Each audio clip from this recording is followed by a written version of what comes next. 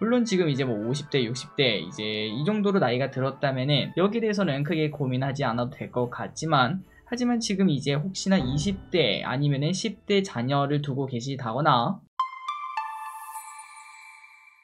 네, 안녕하세요. 주식은 역시 기리기리새 기리십니다. 안녕하세요, 기리분들. 자, 증시가 너무나 강합니다. 지금 우리 장 초반에 코스피가 1%, 이제 코스닥이 2% 넘게 하락하는 모습을 나타냈거든요. 그런데 지금 녹화 시간 기준 거의 다 회복하는 모습을 나타내고 있습니다. 대박이죠. 자, 오늘 또 기분 좋게 오늘의 경제 뉴스 한번 보도록 하겠습니다. 그 지금 뭐 하시죠? 렛츠 기리. 첫 번째입니다. 호르무즈가 막힌다면 주말 사이에 미국이 이란을 공격을 했습니다. 그러다 보니까 글로벌 증시는 오늘 처음부터 휘청이는 모습을 나타냈는데요. 하지만 국장은 참 튼튼합니다. 이게 바로 강세장이라는 거겠죠. 다만 이 와중에 진짜 걱정은 존재합니다. 바로 이란이 호르무즈 해협을 진짜로 봉쇄할 가능성이 있다는 건데요. 여기는 전 세계 원유의 20%가 통과하는 위치라서 만약에 막히게 된다면은 유가가 단기가 2배 가까이 급등할 수 있다고 합니다. 다만 지난번에도 공부했다시피 미국에게는 호르무즈가 닫혀도 큰 피해가 없고 오히려 중국이 가장 큰 피해를 본다고 하죠. 그리고 또한 이때까지 한 번도 다친 적이 없기 때문에 이번에도 다치지는 않을 것으로 보인다고 하는데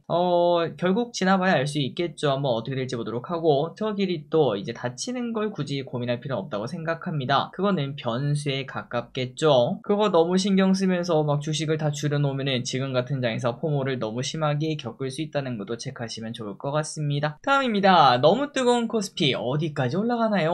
코스피가 오늘 또 3000을 재차 돌파하는 모습을 나타냈습니다. 장초반에는 좀 빠지나 싶더니 다시 보니까 3000 이미 넘겨 있더라고요. 그러다 보니까 지금 코스피는 무려 3년 6개월 만에 3000 라인 위에 완벽하게 안착하는 모습인데요. 그러나 지금의 상승이 마음에 안 드는 사람들도 많다고 합니다. 21년에 3000을 돌파했을 때는 금리도 지금보다 더 낮았으며 환율도 지금보다 더 낮았는데 지금은 오버슈팅 아닙니까? 이렇게 말을 하는 거죠. 그리고 또 이런 상황에서 지금 코스피는 PBR 1배를 넘겼습니다. 그러다 보니까 뭐 좀 많이 오르기도 했고 이제 더 이상 오르긴 좀 어렵지 않겠니? 이러한 걱정이 나오고 있다고 하는데요. 자, 저의 생각으로는 그 말도 맞습니다. 하지만 중요한 거는 길게 보는 게 중요하겠죠. 앞으로 우리 금리는 어떻게 되죠? 맞습니다. 올라가는 게 아니라 더 떨어지게 됩니다. 그렇게 되면 시장에는 돈이 넘쳐나게 되고 그리고 지금 정부에서는 공격적으로 정책 드라이브를 걸지 않겠습니까? 그런 것들을 전부 다 고려하면은 충분히 더 올라갈 수 있겠다. 이런 생각도 당연히 해볼 수 있겠네요. 시간이 해결해 줄 거라고 생각합니다. 다음입니다. 삼성전자 곧 달려줄까? 삼성전자의 주가가 곧 올라갈 수 있다는 전망이 나타나고 있습니다. 그 이유는 바로 범용 DRAM 수출이 가파르게 증가하고 있기 때문인데요. 이번 달 기준 범용 DRAM 잠정 수출 금액은 작년보다 25%나 증가했고 또한 DDR4 16GB 가격은 한 달간 100% 넘게 오르는 모습을 나타내고 있습니다. 그러다 보니까 삼전의 실적 기대감이 나타나고 있는데 일단 아직까지는 주가가 움직이지 않는 모습. 혹시나 이번에 발표되는 마이크론 실적 이게 잘 나오게 되면은 삼전의 주가도 움직일 가능성이 있다고 합니다. 혹시나 삼전에 불을 붙여줄지 한번 체크해 보도록 할게요. 다음입니다. JP모건 카카오페이 카카오뱅크 팔아라. 요즘 너무 많이 급등하고 있는 카카오 친구들. 하지만 JP모건은 시장의 기대가 과도하다면서 카카오페이와 카카오뱅크를 빠르게 정리하라 이렇게 언급을 했습니다. 매도 리포트를 낸 거죠. 그렇다면 그 이유가 뭔가 말 그대로 상승폭이 과도하다는 건데요. 스테이블 코인 사업 기대감으로 주가가 오르고 있긴 한데 아직까지 한국에서는 제도적 기반도 전혀 없으며 로드맵도 없는 상황이라고 비판했습니다.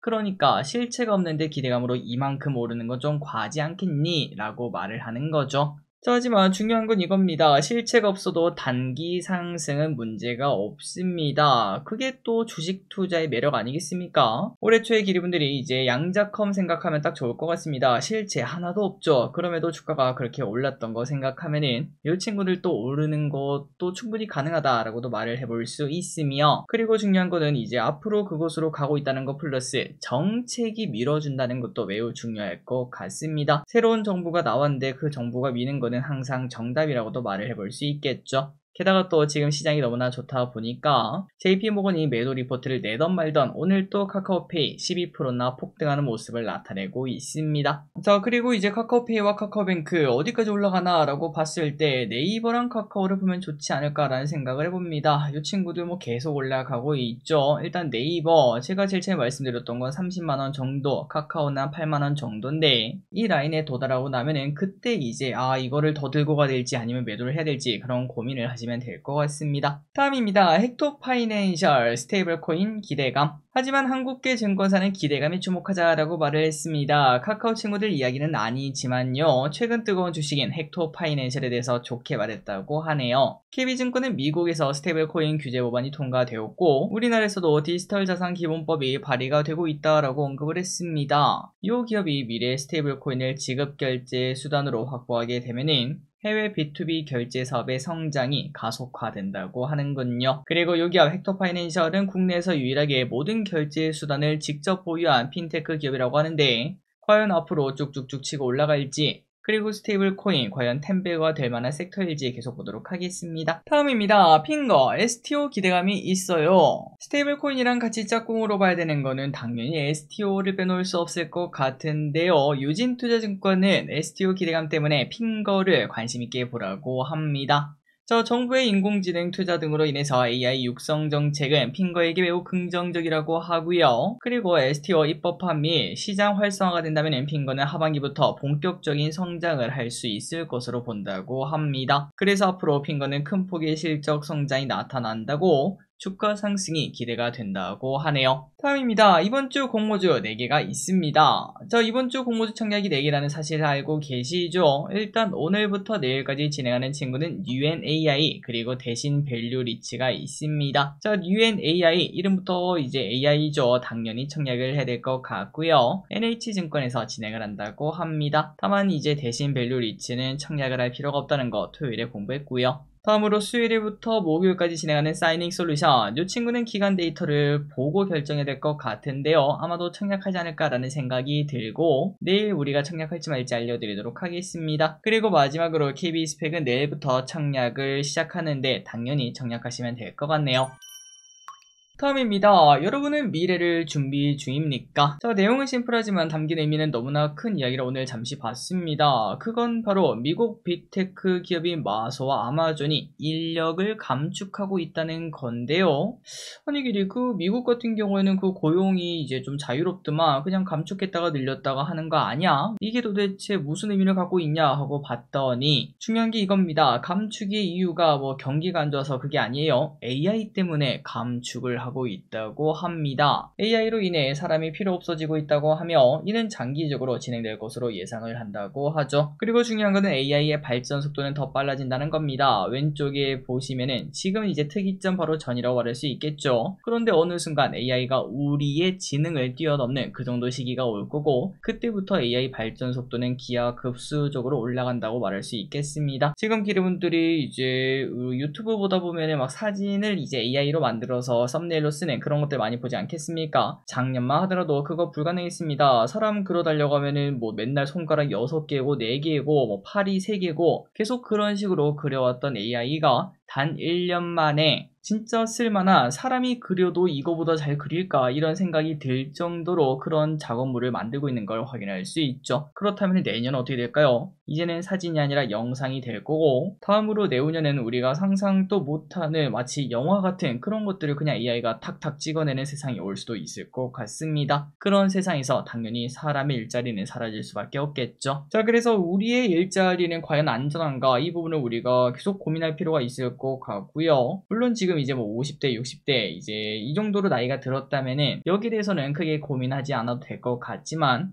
하지만 지금 이제 혹시나 20대 아니면은 10대 자녀를 두고 계시다거나 그런 분들이 있다면 과연 내 자녀는 과연 이 친구들은 뭘 하고 살지 혹은 내가 20대라면 나는 뭐 하고 살지 그런 것들을 분명히 고민할 때가 아닌가라는 생각을 해봅니다. 그래서 저는 요즘 이렇게 계속 생각이 들더라고요. 공무원이 진짜 괜찮을 것 같다라는 생각이 들고 물론 자신이 너무 뛰어나서 한 분야에 탑을 찍으면 뭘 해도 상관없습니다. 하지만 모두가 그럴 수 있는 건 아니잖아요. 만약 그렇다면 공무원의 매력도 당연히 높을 것 같습니다. 철밥통의 인기가 갈수록 높아질 수밖에 없고, 그리고 운동, 취미, 강사가 괜찮아 보이더라고요. 갈수록 이제 뭐 주 4.5일제니 주 4일제니 이런 얘기가 나타나고, 그리고 인간은 결국은 AI와 로봇이 하는 걸 감독하는 일을 하는 경우가 많을 것 같습니다. 그러다 보면 사람이 하는 일이 많이 없어지잖아요. 결국 그렇게 되면 뭐가 될까요? 맞습니다. 나를 찾아가는 여행, 뭐 이런 단어가 등장하면서 취미생활, 거기에 대한 관심이 갈수록 높아질 수밖에 없을 것 같습니다. 그렇기 때문에 앞으로는 운동이나 아니면 취미생활에 관련된 강사, 뭐 예를 들면 기타 선생님이라든지 뭐 그림 선생님이라든지 그런 강사가 꽤나 괜찮은 직업이 아닐까라는 생각이 들더라고요. 그리고 이제 유아교육 전문가 등의 직업도 나쁘지 않을 거다, 이런 생각이 들었습니다. 혹시나 이런 고민이 필요하다면 나는 이 중에서 뭘 할 수 있을까, 이런 고민도 해볼 수 있겠네요.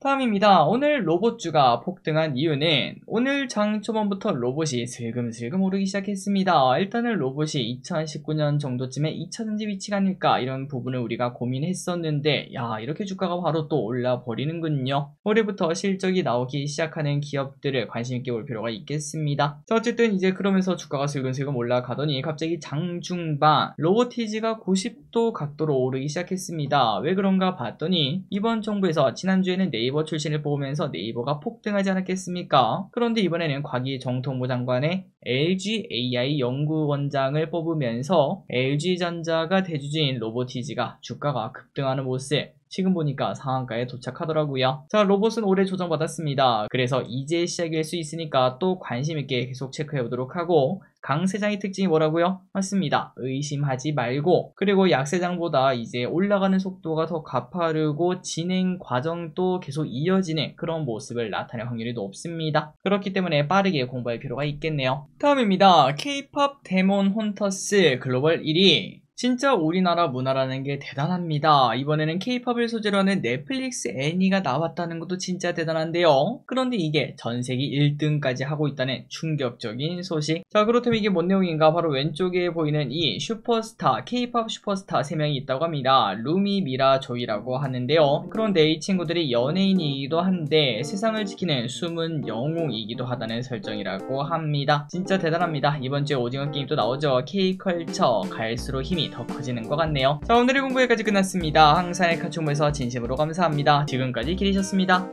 빠이요.